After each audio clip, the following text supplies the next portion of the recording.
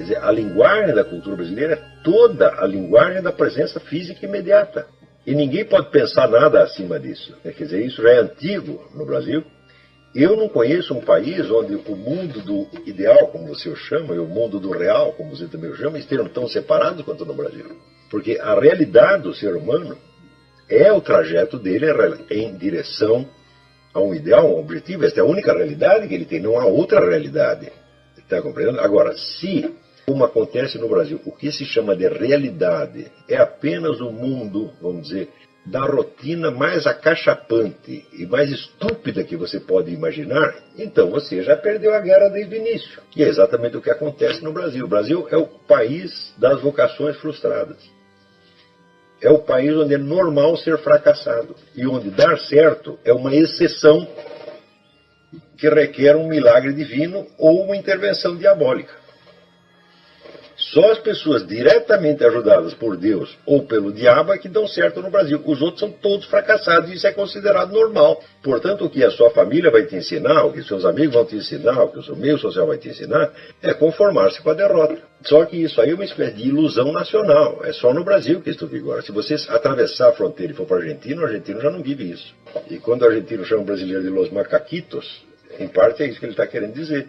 São pessoas que vivem uma forma diminuída de existência. São pessoas, vamos dizer, que não têm acesso àquilo que verdadeiramente constitui a existência humana. Eles vivem abaixo da existência humana, porque eles acreditam nisto. E é só porque acreditam, porque não há, vamos dizer, nem mais meio motivo para que as coisas sejam assim. Na cultura brasileira, a necessidade que você tem de trabalhar, ganhar, prover o seu próprio sustento, é vista somente como uma imposição absurda de um mundo mau, não como um dever. O resto do mundo inteiro, praticamente a humanidade inteira, sempre soube, né, que o dever de você prover o seu próprio sustento e o sustento dos seus,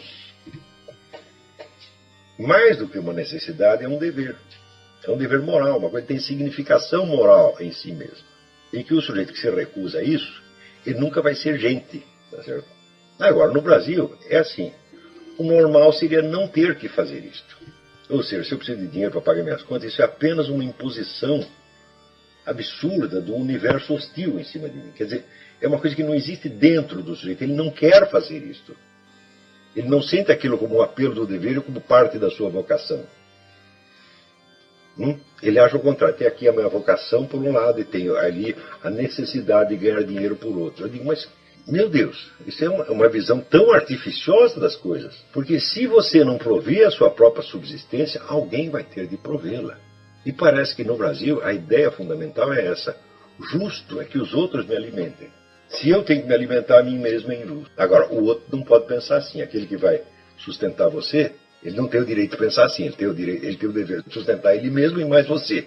Ora, uma sociedade baseada nesses princípios nunca pode dar nada, só pode dar 50 mil homicídios por ano mesmo.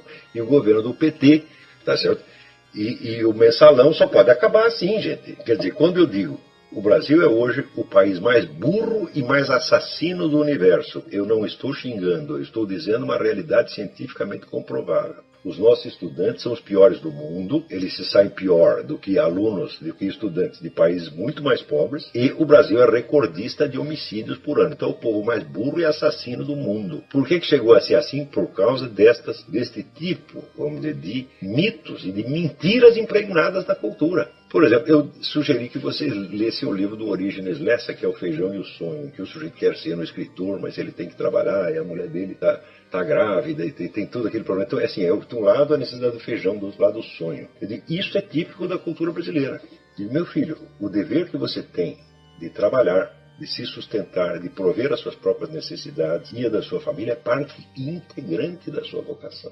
Se você se recusa a fazer isso, você não merece que a gente lhe dirija a palavra, porque você é sub-humano, você é um ladrão. O sujeito que acha que os outros, ou a sociedade, entre aspas, tem a obrigação de sustentá-lo e não ele mesmo, e ainda assim, pensando com essa ideia baixa, nojenta, porca, ele ainda quer ser um escritor, o sujeito desse tem que apanhar muito. E se não é para explicar porque está batendo. Então, não vou bater em você e não vou te dar explicação nenhuma. Só vou parar de bater quando você entender porque que ele está batendo. Dificilmente eu conheço um brasileiro que não tem esse problema na cabeça. Então, Eu não posso estudar porque eu tenho que trabalhar, etc, etc. Eu falo, mas só as pessoas que têm que trabalhar é que podem estudar, meu filho. Em primeiro lugar, quantas horas você acha que você aguenta estudar por dia?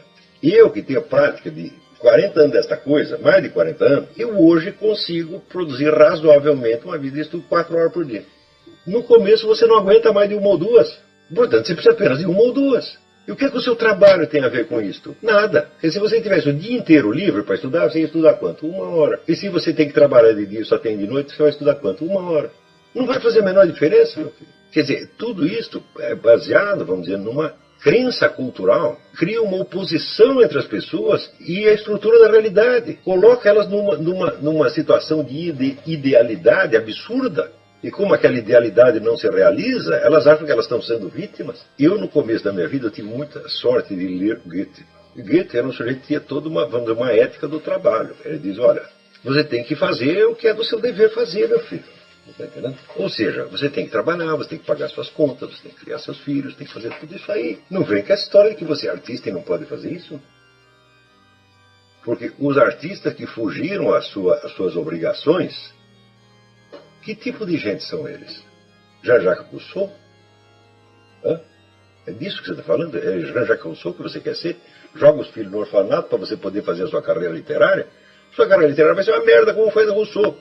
Você vai escrever uma obra toda cheia de mentira, vai ser uma coisa sem substância e só vai fazer mal para a humanidade. É isso que você quer fazer? Então, você não é capaz de se sustentar? Então sai daqui, moleque. Vai embora. Eu não quero você como meu aluno. Arruma um emprego, torne-se um homem decente e volte. Está entendendo? É assim mesmo. Só no Brasil que acontece isso, gente. Isso é uma marca da cultura brasileira.